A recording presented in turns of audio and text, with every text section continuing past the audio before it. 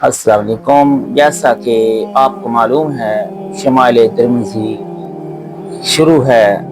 باب نمبر 5 کل ختم ہوا، آج باب نمبر 6 کا آغاز کرتے ہیں، جس میں حضور اقدس صلی اللہ علیہ وآلہ وسلم کے خطاب لگانے کا بیان ہوگا۔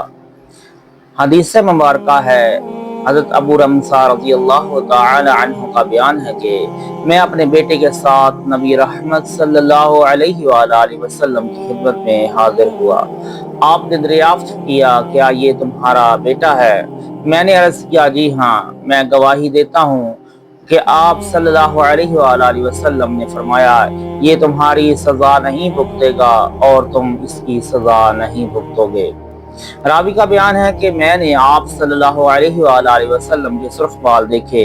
امام ترمذی رحمۃ اللہ علیہ نے کہا، یہ اس بارے میں منقول سب سے عمدہ روایت ہے، جو زیادہ وضاحت کرتی ہے، کیونکہ مستند روایات سے ثابت ہے کہ آپ صلی اللہ علیہ وآلہ وسلم کے بعد سفید ہوئے ہی نہیں تھے۔ حضرت ابو رمثہ کا نام رفاعہ بن یثربی تمیمی تھا۔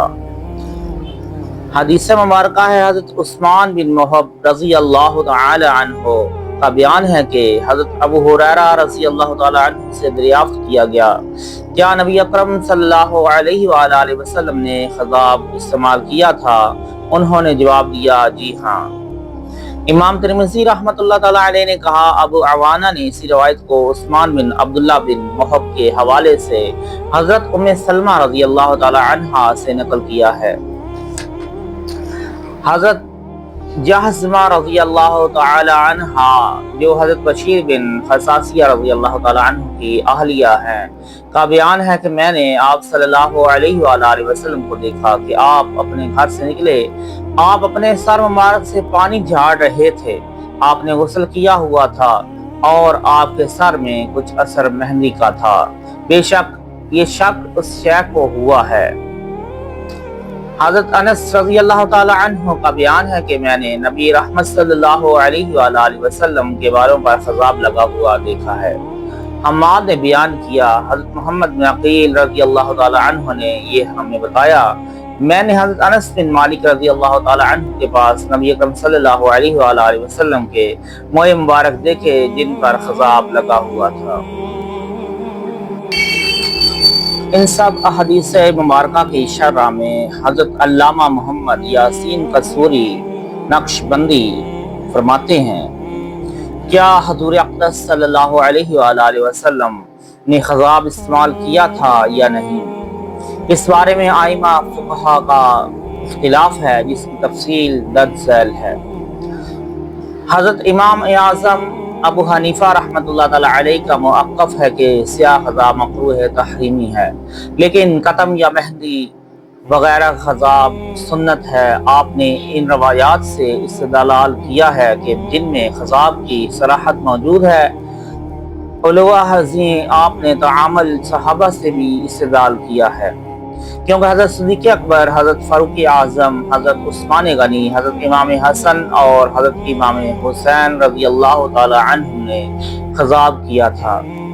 سیاہ خضاب حرام ہے، البتہ مجاہدین کے لیے جائز ہے۔ حضرت امام شافعی رحمۃ اللہ تعالی علیہ کے نزدیک سرخ خضاب سنت ہے، مگر سیاہ خضاب حرام ہے۔ انہوں نے روایات باب سے استدلال کیا ہے۔ اس بارے میں حضرت علامہ محمد عقل لاہوری رحمۃ اللہ تعالی علیہ لکھتے ہیں کہ ہم علماء شافعیہ کے نزدیک سیاہ خضاب حرام ہے اور غیر از سیاہ سنت ہے۔ اس پر ہمارے نزدیک وہ حدیث ہے جو صحیحین میں دلیل ہے، جس میں ارشاد ہے کہ فتح مکہ کے دن ابو قحافہ کو نبی اکرم صلی اللہ علیہ وآلہ وسلم کی خدمت میں لایا گیا، جبکہ ان کی داڑھی اور سر مبارک بالکل سفید تھا، تو ان حضرت صلی اللہ علیہ وآلہ وسلم نے فرمایا، اس سفیدی کو کسی شے کے ساتھ بدل دو اور سیاہ کرنے سے بچو۔ زمانہ جاہلیت کی بے شمار رسومات کا اسلام نے خاتمہ کر دیا۔ ان میں سے ایک یہ رسم بھی ہے کہ اگر باپ جرم کرتا تو بیٹے کو اس کی سزا دی جاتی تھی، اور بیٹے کے جرم کی باپ کو سزا دی جاتی تھی۔ حضور اقدس صلی اللہ علیہ وآلہ وسلم نے اس رسم کو ختم کر دیا۔ اس کی تفصیل حدیث باب میں موجود ہے کہ حضرت ابو رمثا رضی اللہ تعالی عنہ اپنا لڑکا رمثا لے کر آپ صلی اللہ علیہ وآلہ وسلم کی خدمت میں حاضر ہوئے۔ آپ نے دریافت فرمایا، اے ابو رمثا، کیا یہ تمہارا لڑکا ہے؟ عرض کیا، یا رسول اللہ صلی اللہ علیہ وآلہ وسلم، یہ میرا لڑکا ہے، میں نے اس لیے لے کر حاضر ہوا ہوں کہ آپ اس پر گواہ ہو جائیں کہ اگر میں کسی جرم کا مرتکب ہوں تو اس کی سزا اسے دی جائے۔ آپ صلی اللہ علیہ وآلہ وسلم نے زمانہ جاہلیت کے اس طریقہ کو مسترد کرتے ہوئے فرمایا، تیرے بیٹے کے جرم کا تجھ سے اور تیرے جرم کا تیرے بیٹے سے مواخذہ نہیں ہوگا۔ مطلب یہ ہے کہ دین اسلام دین فطرت ہے جس میں ظلم و زیادتی جائز نہیں ہے، بلکہ عدل و انصاف پر مبنی نظام پر عمل ہوگا۔ یہ ہرگز نہیں ہو سکتا کہ جرم کا ارتکاب ایک شخص کرے اور اس کی سزا دوسرے آدمی کو دی جائے۔ اس بارے میں اسلامی اصول تو یہ ہیں، وَلَا تَزِرُ وَازِرَةٌ وِزْرَ أُخْرَىٰ، ایک شخص کے جرم کا بوجھ دوسرے پر نہیں ڈالا جائے گا۔ الحمدللہ باب نمبر 6 ختم ہوا۔ کل انشاءاللہ تعالی باب نمبر 7 نبی کریم صلی اللہ علیہ وآلہ وسلم کا سرما لگانے کا بیان شروع کیا جائے گا۔